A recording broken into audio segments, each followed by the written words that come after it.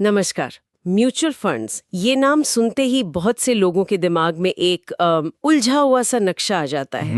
हजारों स्कीम्स, मुश्किल लगने वाले नाम और समझ नहीं आता कि शुरुआत करें तो करें कहाँ से। बिल्कुल सही कहा।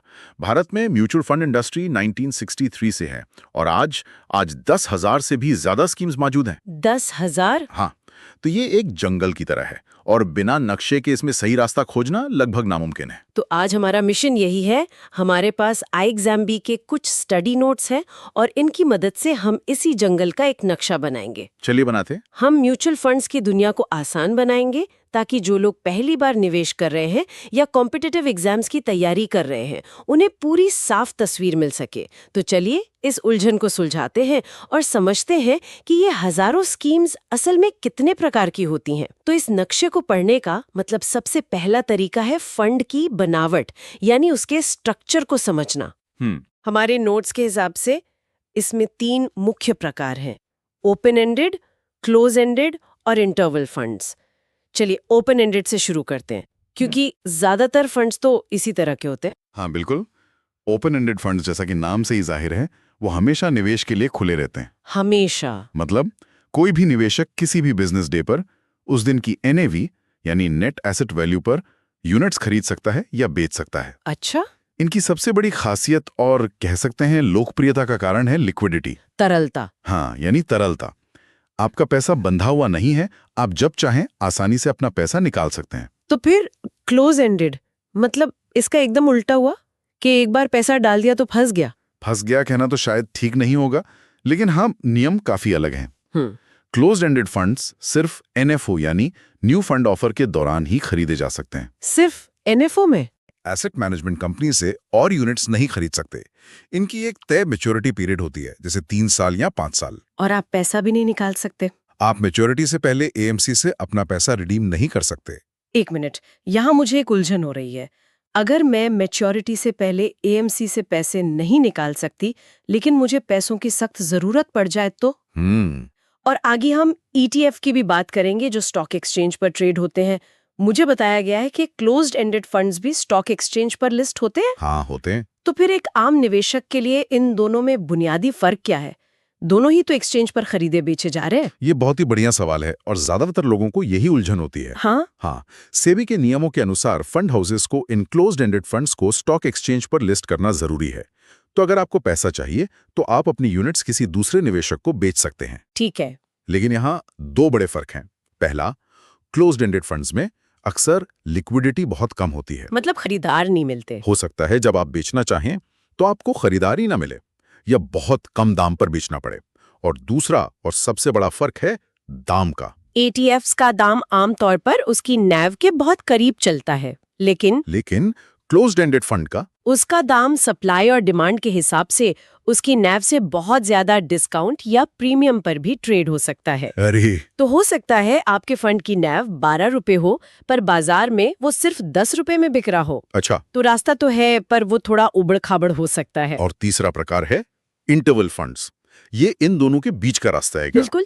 इंटरवल फंड्स एक तरह से ओपन और क्लोज्ड एंडेड का मिश्रण है। हाइब्रिड जैसा कुछ? हाँ, इनमें फंड हाउस पहले से तय समय पर एक खास इंटरवल के दौरान ही यूनिट्स खरीदने या बेचने की अनुमति देता है। जैसे मान लीजिए हर 3 महीने में 1 हफ्ते के लिए।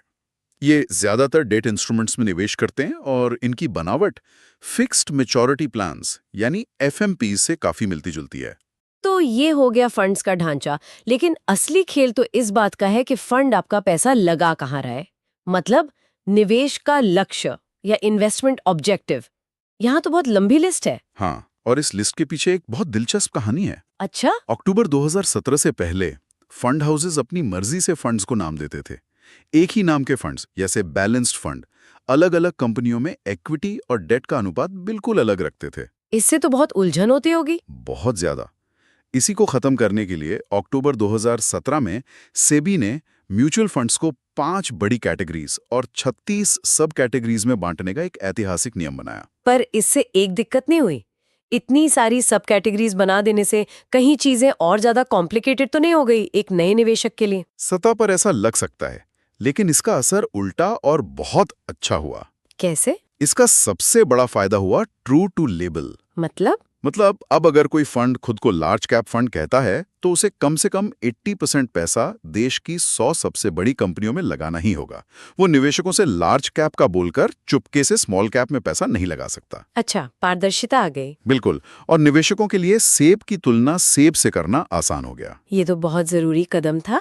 तो ये 5 बड़ी कैटेगरीज है: equity, debt, hybrid, solution oriented और अदर स्कीम्स। तो अगर हम अपने नक्शे पर चलें तो सबसे सुरक्षित इलाके से शुरू करते हैं। उन लोगों का क्या जो कहते हैं भाई मुझे एफडी से थोड़ा ज्यादा रिटर्न चाहिए पर स्टॉक मार्केट के रोज रोज के ड्रामे से दूर रहना है। उनके लिए क्या है इस पिटारे में? उन्हीं के लिए डेट फंड्स बनाए गए हैं। ये फंड्स फिक्स्ड इनकम सिक्योरिटीज में निवेश करते हैं, जैसे कि कॉर्पोरेट बॉन्ड्स, गवर्नमेंट सिक्योरिटीज। हाँ, G-Secs और मनी मार्केट इंस्ट्रूमेंट्स, इनका मुख्य लक्ष्य स्टेडी इनकम देना और आपकी लगाई हुई पूंजी यानी कैपिटल को सुरक्षित रखना होता है। मैंने सुना है कि इन पर ब्याज दरों के घटने बढ़ने का बहुत असर होता है। हाँ, और यहाँ पर सबसे दिलचस्प बात यह है कि इनका रिश्ता उल्टा होता है, जो कई लोगों को समझ नहीं आता। उल्टा रिश्ता? इसको समझने का एक आसान तरीका है। मान लीजिए आपके पास एक पुराना बॉन्ड है जो 10% सालाना ब्याज देता है। ठीक है। अब अगर आरबीआई ब्याज दरें घटा देता है और बाजार में नए बॉन्ड सिर्फ 8% ब्याज दे रहे हैं, तो आपका 10% वाला बॉन्ड अचानक ज्यादा कीमती हो गया ना? हाँ, बिल्कुल। लोग उसे खरीदने के लिए ज्यादा पैसा देंगे। बस यही होता है। जब ब्याज दरें गिरती हैं, पुराने ज्यादा ब्याज वाले बॉन्ड्स की मांग बढ़ जाती है और उनकी कीमत यानी डेट फंड की एनएवी भी बढ़ जाती है। वाह, ये तो बहुत आसानी से समझ आ गया। लेकिन डेट फंड्स में भी तो बहुत जोखिम की बातें होने लगी थी कुछ साल पहले। वो फ्रैंकलिन टेम्पल्टन का संकट तो बहुत बड़ी खबर थी। अरे हाँ, उसने तो लोगों का डेट फंड से विश्वास ही हिला दिया था। बिल्कुल। वो पूरी इंडस्ट्री के लिए एक वेकअप कॉल था। हुआ ये था कि फ्रैंकलिन ने कुछ ऐसे बॉन्ड्स में पैसा लगाया था जो ज्यादा रिटर्न तो दे रहे थे पर उतने सुरक्षित नहीं थे और बाजार में आसानी से बिकते नहीं थे। जब कोविड के डर से हजारों लोग एक साथ अपना पैसा मांगने आ गए, तो फंड हाउस के पास उन्हें देने के लिए कैश ही नहीं था। ओहो। उन्हें अपने अच्छे बॉन्ड्स को भी नुकसान में बेचना पड़ता।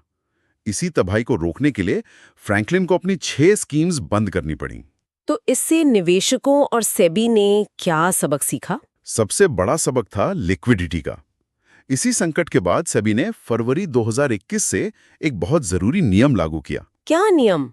इसके तहत ज्यादातर ओपन एंडेड डेट स्कीम्स को अपनी कुल संपत्ति का कम से कम 10% हिस्सा बेहद लिक्विड एसेट्स में रखना ही होगा। जैसे कैश या सरकारी सिक्योरिटीज। हाँ, कैश, सरकारी सिक्योरिटीज या ट्रेजरी बिल्स, ताकि अगर कभी अचानक रिडेम्पशन प्रेशर आए तो फंड के पास निवेशकों को लौटाने के लिए पैसा हो।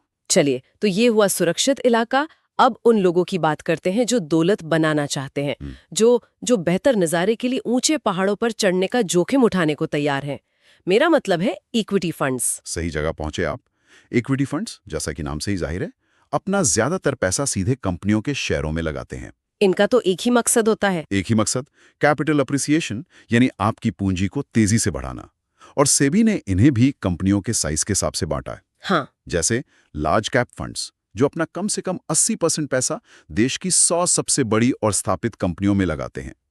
इनमें जोखिम तुलना में कम होता है। और फिर आते हैं मिड कैप और स्मॉल कैप, जिनके बारे में कहा जाता है कि यहाँ असली पैसा बनता है। हाँ, लेकिन यहाँ जोखिम भी असली होता है।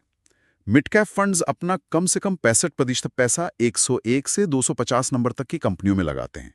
ये उभरती हुई कंपनियां होती हैं। और स्मॉल कैप? और फिर हैं स्मॉल कैप फंड्स, जो कम से कम 65% पैसा 251 नंबर के बाद वाली छोटी कंपनियों में लगाते हैं। ये वो फंड्स हैं जो आपको रातों रात अमीर बना सकते हैं या फिर आपकी नींद उड़ा सकते हैं। हाँ, बिल्कुल।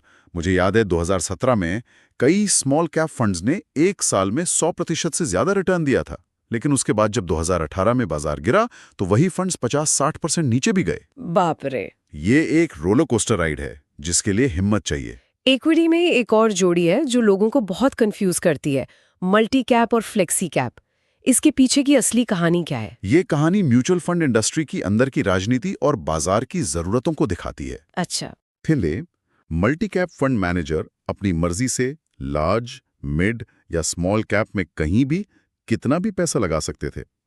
लेकिन सेबी ने देखा कि ज्यादातर मैनेजर 80-90% पैसा सिर्फ लार्ज कैप में लगाकर बैठे हैं। तो सितंबर 2020 में सेबी ने नियम बदल दिया। कि अब मल्टी कैप फंड्स को कम से कम 25% लार्ज कैप, 25% मिड कैप और 25% स्मॉल कैप में लगाना ही होगा। तो इससे तो फंड मैनेजर्स के हाथ बंद गए। बिल्कुल। उनके स्टार फंड मैनेजर्स, जिनकी पहचान ही बाजार को टाइम करके पैसा इधर से उधर करने में थी, उनकी आजादी छिन गई। तो फिर इसी वजह से इंडस्ट्री ने सेबी से बात की और इसका नतीजा था एक बिल्कुल नई कैटेगरी का जन्म, फ्लेक्सी कैप फंड। फ्लेक्सी? ये एक तरह से फंड हाउसेस का वही पुरानी आजादी वापस पाने का तरीका था। फ्लेक्सी कैप में मैनेजर को पूरी छूट है कि वो बाजार के हिसाब से किसी भी मार्केट कैप में 0 से 100% तक पैसा लगा सकता है। वाह, ये तो पूरी कहानी ही अलग है। मुझे लगा था ये सब सिर्फ रिटर्न्स के बारे में होता है। और इक्विटी में एक और कैटेगरी है ELSS, जो टैक्स बचाने वालों में बहुत लोकप्रिय है। हाँ, equity linked saving scheme, ELSS। ये एक तीर से दो निशाने लगाने जैसा है। वो कैसे? ये एक इक्विटी फंड ही है, लेकिन इसमें किए गए निवेश पर आपको इनकम टैक्स के सेक्शन 80C के तहत टैक्स में छूट मिलती है। लेकिन एक शर्त भी तो है। बस एक शर्त है कि इसमें 3 साल का लॉक इन पीरियड होता है। मतलब आप 3 साल से पहले पैसा नहीं निकाल सकते। तो हमने नक्शे के 2 छोर देख लिए, डेट फंड्स की सुरक्षित जमीन और इक्विटी फंड्स के जोखिम भरे पहाड़। क्या कोई बीच का रास्ता भी है, एक सुंदर ट्रैकिंग रूट जैसा? बिल्कुल है, और उसे कहते हैं हाइब्रिड फंड्स। ये इक्विटी और डेट दोनों में निवेश करते हैं। अच्छा। इसमें भी अलग अलग तरह के मिश्रण हैं, जैसे कंजर्वेटिव हाइब्रिड फंड। इसमें डेट का हिस्सा ज्यादा होता है, करीब 75 से 90%, और इक्विटी कम। और इसका उल्टा? इसका उल्टा है अग्रेसिव हाइब्रिड फंड, जिसमें इक्विटी का हिस्सा 65 से 85% होता है। ये उन लोगों के लिए है जो ग्रोथ तो चाहते हैं, लेकिन प्योर इक्विटी फंड का पूरा जोखिम नहीं लेना चाहते।